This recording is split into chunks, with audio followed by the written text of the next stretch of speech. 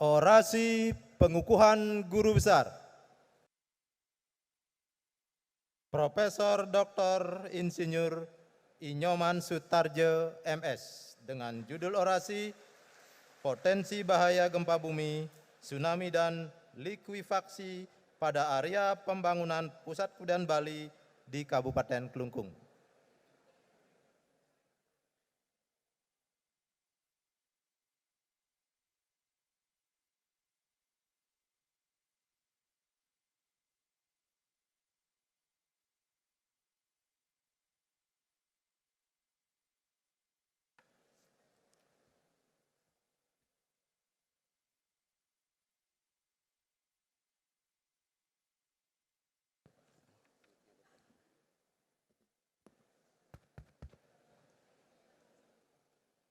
Om Swastiastu.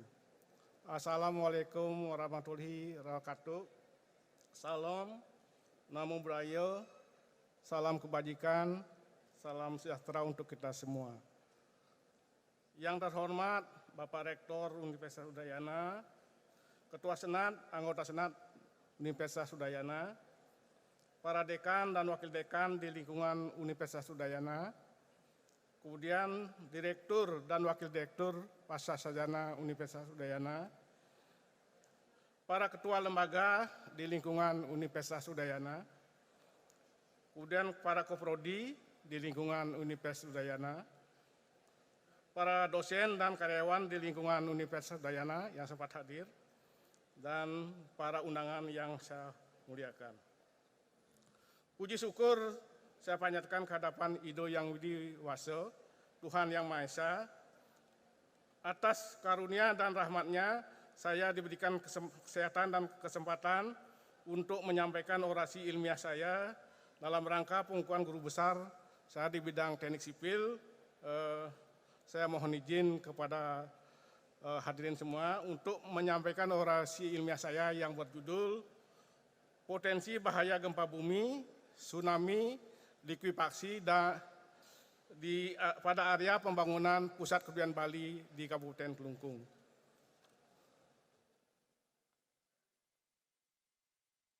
Hadirin yang saya hormati, Provinsi Bali sebagai salah satu tujuan pariwisata budaya akan membangun Pusat Kebudayaan Bali atau disebut dengan PKB untuk memperkenalkan aneka ragam budaya secara terpusat.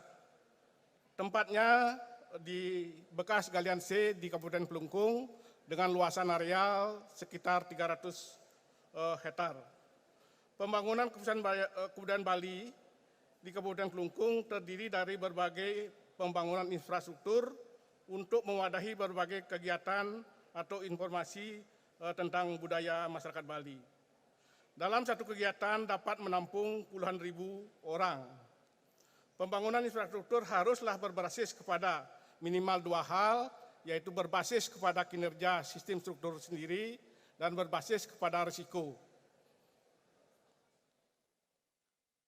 Berdasarkan kajian yang telah kami lakukan dari tahun 2020 sampai dengan 2021, di area PKB berpotensi minimal terjadi 5 bahaya, yaitu mulai dari gempa bumi, tsunami, likuifaksi, cuaca ekstrim, dan banjir lahar dingin erupsi Gunung Agung. Dalam orasi ilmiah ini kami menyampaikan 3 hal yang berkaitan dengan gempa bumi, tsunami, dan likuifaksi. Karena 3 hal ini adalah masalah bencana yang paling besar atau menimbulkan risiko paling besar di Indonesia. Sebagaimana kita ketahui, gempa bumi, tsunami dan diikuti likuifaksi yang terakhir terjadi di Palu. Itu memakan korban yang paling banyak. Jadi gempa bumi dan tsunami ini sering terjadi beriringan dan memakan korban paling banyak. Sehingga sangat diperlukan untuk mengkaji 3 risiko ini sebelum dilakukan pembangunan fisik di Pusat Kebudayaan Bali. Beberapa manfaat yang dapat dari analisis ini, yaitu yang pertama adalah sebagai dasar dalam perancangan infrastruktur di area Pusat Kebudayaan Bali dan penanganan lingkungannya yang berorientasi pada mitigasi bencana. dan dapat mengedepankan adalah keselamatan manusianya. Kemudian yang kedua, sebagai salah satu dasar bagi masyarakat umum untuk menyusun aksi praktis dalam rangka kesiapsiagaan, seperti menyusun rencana dan jalur evakuasi. Berdasarkan catatan yang ada, pada area PKB tidak pernah terjadi gempa yang berpusat di sana. Tetapi ada beberapa gempa berdasarkan catatan, gempa yang cukup besar berada di Bali seperti gempa Seririt tahun 1976. Kemudian diikuti gempa pada tahun 1979 yang berpusat di Selat Lombok. Ini justru yang memberikan dampak paling besar kepada lokasi PKB ini.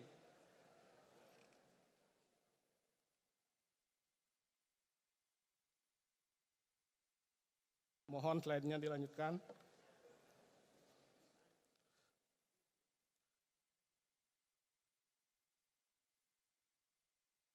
Berdasarkan analisis gempa bumi, berdasarkan gempa-gempa yang sebelumnya, di pusat kepulauan Bali termasuk terjadi gempa yang cukup kuat, yang imunisasinya mencapai 7 MMI atau berskala kuat.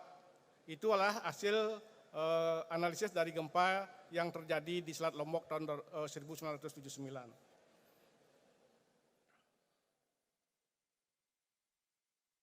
Hadirin yang saya hormati, dengan menggabungkan model tsunami akibat gempa bumi megatrust Sumba dengan magnitudo 8,5 dan megatrust es Japa dengan magnitudo 8,7, didapatkan pada area pusat kepulauan Bali berpotensi terjadi tsunami dengan ketinggian 4 meter dan inundasinya ke dalam sampai 1,5 kilometer.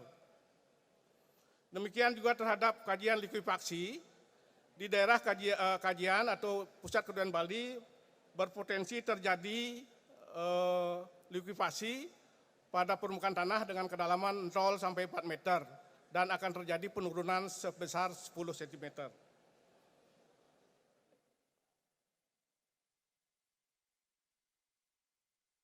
Dari ketiga potensi tersebut, baik bahaya gempa bumi, tsunami, dan likuifaksi, dapat kami sampaikan rekomendasi. Yang terdapat di layar adalah tingkat risiko bahaya gempa bumi yang berpotensi terjadi di daerah pusat kepulauan Bali.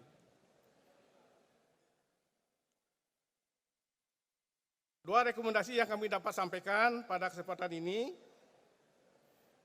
Yang pertama, berkaitan dengan gempa bumi, pembangunan pusat kepulauan Bali di Kabupaten Kelungkung harus berbasis minimal pada dua hal, yaitu berbasis pada kinerja dan berbasis pada risiko.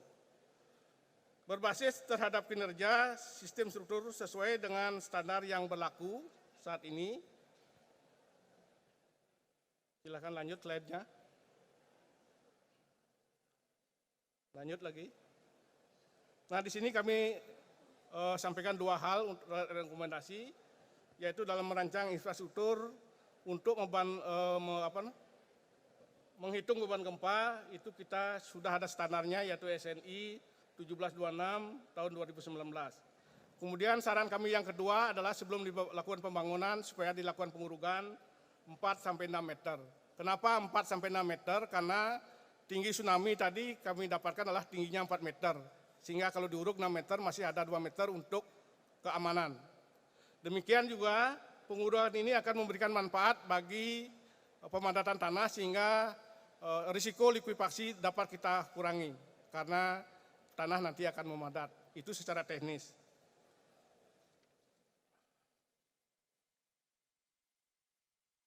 Tidak akan pernah cukup waktu dan ruang untuk menyampaikan rasa hormat, penghargaan, dan terima kasih kepada semua pihak yang telah mendukung, membantu, serta memberikan dorongan dengan tulus hingga sampai pencapaian saya yang saat ini. Saya ingin mengucapkan rasa syukur yang tak terhingga kepada Ido Yang Widiwasa, Tuhan Yang Maha Esa. Saya juga mengaturkan terima kasih kepada Pemerintah Republik Indonesia melalui Menteri Pendidikan dan Kebudayaan Riset dan Teknologi Republik Indonesia, Bapak Nadiem Anwar Makarim, BA dan MBA. Kemudian Bapak PLT, Direktur Jenderal Pendidikan Tinggi, Riset dan Teknologi, Kementerian Pendidikan dan Kebudayaan Riset dan Teknologi, Bapak Profesor Insinyur Nasim MSc Dik, ISD, IPU Asian Engineering. Bapak Rektor dan para Wakil Rektor Universitas Udayana, Bapak Ketua Senat dan seluruh anggota Senat Universitas Udayana, kemudian Bapak Dekan Fakultas Teknik, beserta pembantu dan sivitas akademik Fakultas Teknik, Ibu Koprodi, jurusan Teknik Sipil Fakultas Teknik Universitas Udayana, kemudian orang tua kami sendiri, yang kedua-duanya sudah almarhum, istri saya tercinta, Ciloh Made Yuliatini, dan anak-anak kami, Ayu Wandanti, Dwi Handayani, dan Ngurah Sedana Putra, beserta menantu kami dan cucu kami yang sudah hadir di ruangan ini. Guru dan teman-teman kami saat di sekolah SD 1 Selemadeg, SMP Negeri Bajra, kemudian jurusan STM Negeri Denpasar, kemudian jurusan Teknik Sipil Fakultas Teknik Universitas Udayana Angkatan 1978, jurusan Teknik Sipil Bidang Struktur ITB Bandung Angkatan 1989, kemudian S3 kami di bidang ergonomi, kebetulan Prof. Tirta Yaso juga hadir, adalah guru besar kami waktu di ergonomi. Kemudian terakhir adalah saat kami memperoleh profesi insinyur tahun 2020.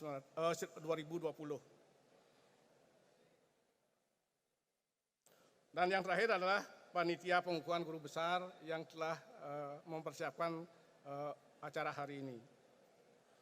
Mohon maaf apabila terdapat pengucapan kata yang tidak berkenan dan tidak sesuai. Orasi ini kami akhiri dengan Pramusanti. Om Santi Santi Santi Om. Assalamualaikum warahmatullahi wabarakatuh. Namo Buddhaya. Salam kebajikan dan salam sejahtera untuk kita semua.